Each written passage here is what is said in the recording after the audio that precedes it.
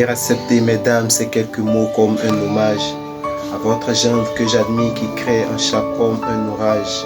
Au cinéma ou dans la vie, vous êtes les plus beaux personnages. Et sans le vouloir, vous tenez nos cœurs et nos pensées en otage.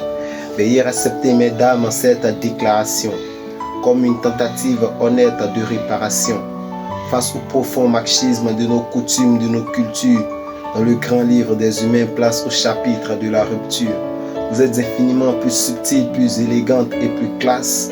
Comme la jante masculine qui parle fort prend toute la place. Et si j'apprécie des deux yeux quand tu balances ton corps, j'applaudis aussi des deux mains quand tu balances ton port. Derrière chaque homme important se cache une femme qui l'inspire. Derrière chaque grand être humain précède une mère qui respire. La femme est l'avenir de l'homme, écrivait le poète. Eh bien l'avenir s'est installé et depuis belle lurette.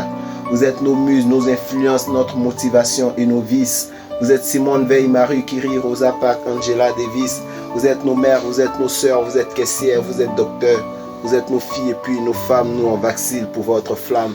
Comment ne pas être en admiration et sans commune mesure pour celles qui portent et fabriquent pendant 9 mois notre futur. Pour celles qui cumulent plusieurs emplois et ce sans soucier de celui qu'elles ont dans la journée et à la plus grande mère au foyer. Veuillez accepter, mesdames, cette réelle admiration de votre force, votre courage et votre détermination. Veuillez accepter, mesdames, mon aimable faiblesse face à votre fragilité, votre empathie et votre tendresse.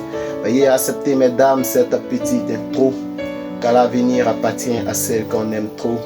Et pour ne pas être taxé de premier degré d'anthologie, veuillez accepter, mesdames, cette délicate démagogie. Paroles tirées du slameur parolier français Fabien Marceau, connu plus professionnellement sous le surnom de Grand Corps Malade, de son œuvre intitulée Mesdames.